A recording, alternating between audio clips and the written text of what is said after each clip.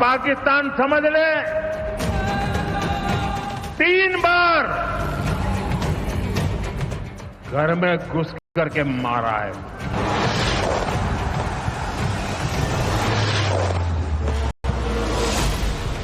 हम शक्ति को पूजने वाले लोग, हम महिषासुर मर्दिनी को पूजते हैं। बंगाल टाइगर की धरती से 140 करोड़ भारतीयों का ऐलान है। ऑपरेशन सिंदूर अभी खत्म नहीं हुआ है।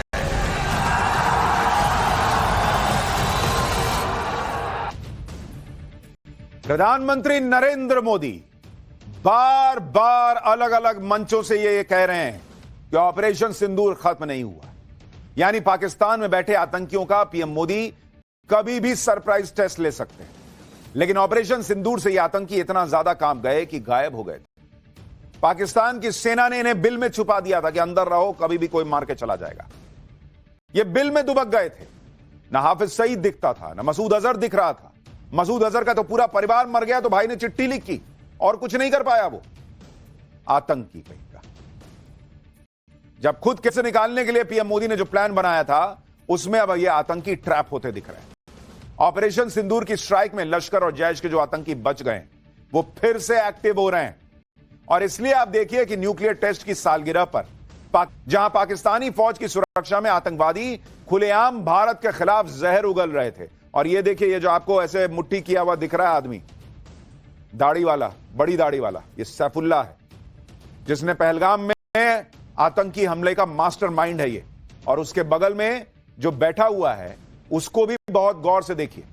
ये हाफिज सईद के लश्कर तैयबा का डिप्टी चीफ सैफुल्लाह कसूरी तो बैठा ही है, एक साइड पे तलहा सईद बैठा है। ये हाफिज सईद का बेटा है जो चश्मे वाला बैठा हुआ है। यानी हाफिज सईद का बेटा भी निकल कर आ गया, सैफुल्लाह भी निकल कर आ गया।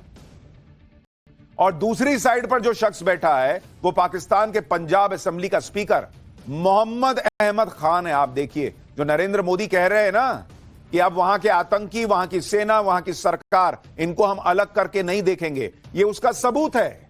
हाफिज सईद का लड़का बैठा हुआ है वहां पे, सैफुल्लाह बैठा है, और स्पीकर पंजाब असेंबली का वहां साथ में बैठा हुआ है। पाकिस्तान के इन आतंकियों पर एक बहुत बड़ी ब्रेकिंग न्यूज भी आ गई है। पहलगाम हमले का मास्टरमाइंड सैफुल्लाह मंच पर आकर धमकी दे रहा है। आतंकी सैफुल्लाह ने प्रधानमंत्री नरेंद्र मोदी को जान से मारने की धमकी दी है। पाकिस्तान में खुलेआम रैली करके आतंकी सैफुल्लाह प्रधानमंत्री मोदी को धमकी दे रहा है। आतंकियों की रैली में पीएम मोदी को जान से मारने के नारे लग रहे हैं वहां पर। यह है पाकिस्तान की सच्चाई। वहां का आतंकी पहलगाम हमले का मास्टरमाइंड सैफुल्लाह मंच पर आकर प्रधानमंत्री नरेंद्र मोदी को मारने की धमकी दे रहा है। सुनिए पहलगाम हमले का मास्टरमाइंड आतंकी सैफुल्लाह क्या कह रहा है पीएम मोदी के बारे में। यहां तो हम सैफुल्लाह पाकिस्तान में बिल से बाहर आ गया और मंच पर खड़े होकर कह रहा है कि जब हम लड़ेंगे नरेंद्र मोदी से तो उसको मुर्दा कर देंगे। ऐसे तो बताता कि मैंने कुछ किया नहीं, मैं तो बहुत आम आदमी, छिपा दिया गया था, यह बात भी वो कबूल कर रहा है।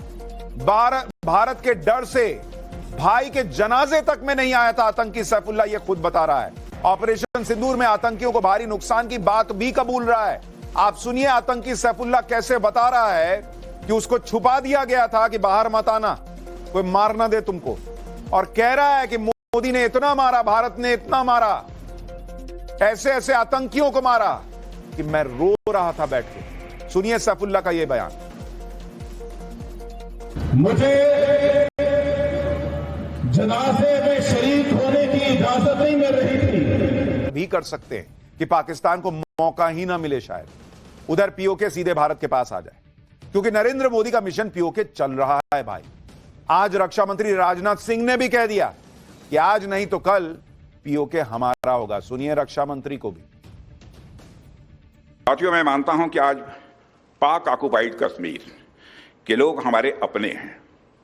आप मानते हैं ना? पाक ऑक्युपाइड कश्मीर के लोग वो हमारे अपने हैं, हमारे परिवार के हिस्सा हैं। हम प्रधानमंत्री के श्री नरेंद्र मोदी जी की एक भारत श्रेष्ठ भारत के संकल्प के लिए पूरी तरह से प्रतिबद्ध हैं और हमें यह पूर्ण विश्वास है कि हमारे वो भाई जो आज हमसे भौगोलिक और राजनीतिक रूप से अलग हैं, वो भी अपने स्वाभिमान, आत्मा की आवाज और स्वेच्छा से भारत की मुख्य धारा में कभी न कभी जरूर वापस लौटेंगे।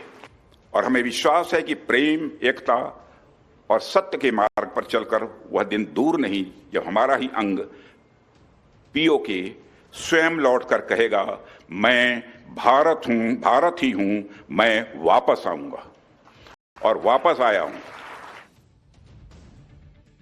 पीओके को वापस लेने को लेकर कोई डाउट नहीं होना चाहिए, क्योंकि भारत के संविधान में साफ साफ लिखा है कि पूरा जम्मू कश्मीर भारत का हिस्सा है और इसमें पीओके भी शामिल है। इसलिए भारत का संविधान जम्मू कश्मीर के साथ पीओके के लोगों को भी भारतीय नागरिक मानता है। साल 1994 में संसद में प्रस्ताव पास करके पीओके को भारत का हिस्सा मानकर इसे वापस लाने को राष्ट्रीय नीति बनाया गया। पिछले साल परिसीमन के बाद जम्मू कश्मीर असेंबली में 114 सीटें हो गईं, जिसमें से 24 सीटें पीओके के लिए रिजर्व रखी हुई हैं।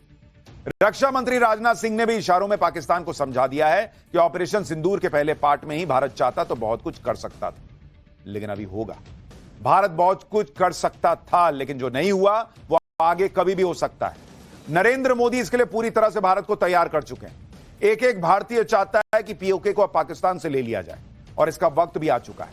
इसलिए आप यह देखिए कि भारत के सेना प्रमुख उपेंद्र द्विवेदी जब संत स्वामी रामभद्राचार्य जी से मिलने उनके आश्रम पहुंचे तो रामभद्राचार्य जी ने सेना प्रमुख से गुरु दक्षिणा में पीओके मांग लिया। सुनिए रामभद्राचार्य जी को उन्होंने क्या बताया। विजयी सेना प्रमुख का सम्मान करने में मुझे भी बहुत बड़ी गौरव की अनुभूति हुई। उन्होंने मुझसे उसी मंत्र की दीक्षा ली जो मंत्र सीता जी ने हनुमान जी को लंका के विजय के लिए दिया था। मैंने भी उनसे पीओके की दक्षिणा मांगी कि पाक अधिकृत कश्मीर हमें मिलना चाहिए। उन्होंने कहा निश्चित मिलेगी आपको दक्षिणा। पाक को कुछ नहीं संदेश क्या दूं पाक को? कुत्ते की पूंछ कभी सीधी होती क्या? आगे अगर हमला करता है फिर कोई आतंकवादी घटना बस तब सबक देना चाहिए। उचित सबक हो, तब नुकसान नक्शे से मिट जाएगा।